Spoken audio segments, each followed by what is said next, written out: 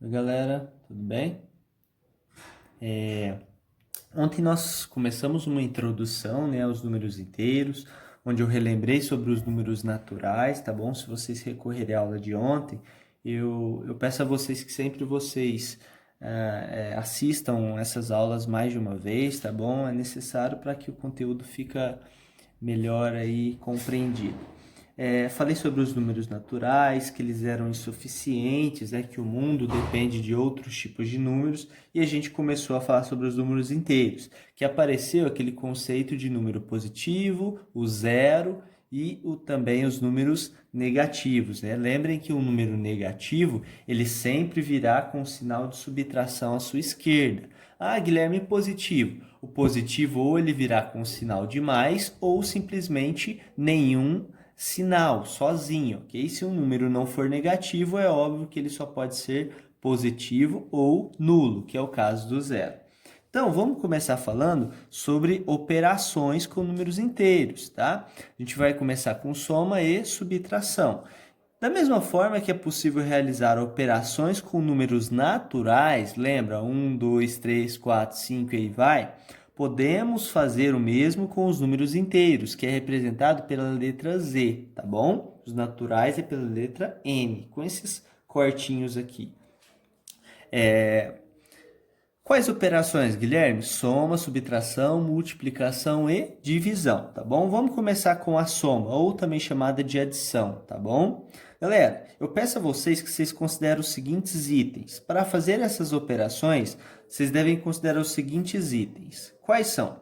Todo número positivo representa patrimônio ou uma disponibilidade. O que é uma disponibilidade? Galera, pense na carteira de vocês. Por exemplo, se vocês têm R$ 5 lá agora, isso é uma disponibilidade, é um recurso que vocês têm, por exemplo, para pagar alguma coisa, para comprar. Então, patrimônio, disponibilidade é tudo que vocês têm que agrega valor a vocês, ok? Então, todo número positivo vocês vão considerar como algo que vocês têm com vocês. Dinheiro, por exemplo. Agora, os números negativos representarão sempre dívida. Então, tudo que for negativo significa que você está devendo, ok? Devendo na loja, devendo no supermercado, alguma coisa, é dívida. Então, quando a gente for realizar essas operações envolvendo números positivos e números negativos, a gente tem que ter a seguinte ideia, concluir o seguinte: sempre que o patrimônio for maior que a sua dívida, o nosso resultado vai ser positivo. Pensa, se você tem R$ 10 e deve R$ 5, quando você paga, vai te sobrar R$ 5. Concorda comigo? Então, esses R$ 5 que sobraram continua sendo ainda disponibilidade. Por isso que o resultado é positivo. Agora, se o patrimônio ou disponibilidade é menor que a dívida, nós temos necessariamente um resultado negativo. Por exemplo, você tem um amigo que te emprestou R$ 10. Aí então você está devendo R$ 5 para aquela pessoa. Então, de alguma forma você achou R$ 5, por exemplo, na rua, né? Deu sorte e achou 5. Vocês concordam que vocês podem adiantar esse pagamento para esse aluno, para esse seu amigo? Só que se você adiantar esse pagamento, você devia 10. Se você devia, você considera como menos 10. Você achou 5, ou seja, você tem mais 5. Você paga, só que você ainda fica devendo ele. Vocês concordam que vocês ainda ficam devendo R$ 5? Então, esse resultado desse 10 que eu devi e esse 5 que eu tenho disponibilidade continua sendo negativo, resultado menos 5. Eu ainda devo R$ 5, eu ainda não quitei a dívida por completo, certo? Entendendo esse conceito, a gente já pode passar para alguns exemplos importantes. Olha só, vamos considerar 3 exemplos práticos, depois vocês vão fazer esses exercícios aqui.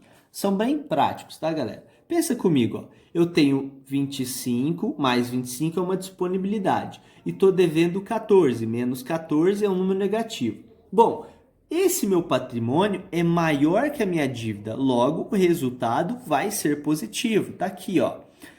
Bom, se eu fizer essa subtração, né? 25 menos 14, eu vou obter 11 ou mais 11.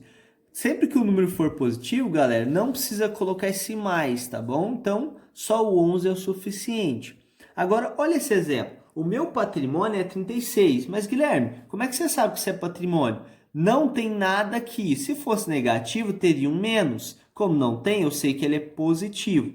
Só que eu devo 54. Opa, a minha dívida é maior que o meu patrimônio. Então, o resultado eu já sei que é negativo. Então, galera, sempre que vocês forem fazer essas operações, a primeira coisa é definir o sinal. Como é que você vai definir o sinal? Se o que você tem é maior do que você deve, resultado positivo. Se o que você deve é maior do que o que você tem, o resultado já é negativo. Agora, como é que vocês encontram o 18? Galera, eu sei que o resultado é negativo, afinal eu devo mais do que eu tenho. Só que quando você vai fazer a operação, você tem que pegar o maior, que é o 54, e tirar o menor. Mas, Guilherme, não é o 54 que é negativo, aqui está o 36. Galera, vocês têm que entender que para fazer a operação, você não pode colocar o menor número em cima e o maior embaixo, né, na subtração. Você já sabe que o sinal é negativo, isso é que é importante. Aí, para fazer a operação, você faz sempre o maior menos o menor. Fazendo aqui, ó, de 4 eu não tiro 6, pego um emprestado e jogo para cá. De 6 para 14, 8, 4 menos 3, 1. Tá aqui. Não é 18, o resultado é menos 18, pelaquela questão da minha dívida ser maior que o meu patrimônio. Agora, quando vocês tiverem mais parcelas, mais números na operação, o que eu aconselho vocês? Soma primeiro o que é positivo, soma o que é negativo. Ou seja, soma tudo que você tem de patrimônio, soma tudo que você tem de dívida e depois você pega o patrimônio e tira da dívida. Certo? Aqui eu tenho duas dívidas e um patrimônio. Então eu só copiei esse meu patrimônio, essa minha disponibilidade. E somei as dívidas. Somei e coloquei nelas um resultado negativo. Eu fiz lá 47 mais 13. Eu vou aqui no cantinho, ó. 47 mais 13. Por que você está somando, Guilherme, se é menos? É que eu estou somando as dívidas. 7 mais 3, 10, sobe 1. 1 mais 4 mais 1, 6. O resultado deu 60? Não, o resultado deu menos 60. Afinal, eu estou somando dívidas. Agora eu faço um balanço. Olha a minha dívida, olha o meu patrimônio. Isso aqui é maior. O resultado é negativo. Só que como é que eu chego no 4? Eu faço o maior menos o menor. De 0 eu não tiro 6, corto fica 5, empresto 10. 10 menos 5, 4. 5 menos 5, 0. O resultado não é mais 4. O resultado é menos 4. Tá bom? Galera, o que eu quero com esses exercícios? Faça as operações a seguir. Ó, em todos esses casos, vocês vão usar basicamente esses exemplos aqui de cima, tá bom? Considero que é dívida, considero que é patrimônio e faça esse balanço. Será que o que eu tenho é maior do que eu devo? Será que o que eu devo é maior do que eu tenho? Fazendo essa pergunta, fazendo esse questionamento, vocês vão saber se os resultados são positivos ou negativos, tá? Então, fica esses exercícios para vocês fazerem. Depois eu vou fazer uma uma correção. Vocês têm até às 3 horas, tá? Para me mandar dúvidas e tudo mais. Tem o chat aqui do vídeo, tá bom? Para vocês, o chat não, a parte de comentários, vocês podem comentar dúvidas e o que vocês acharem. Tudo bom? Tudo bem? Fiquem com Deus, bons estudos e não se esqueçam que hoje, né, que vocês vão ter esse vídeo, foi a programação de matemática. Fiquem atentos àquela a rede aí de Minas que está sendo transmitido pela televisão. Tudo de bom, hein?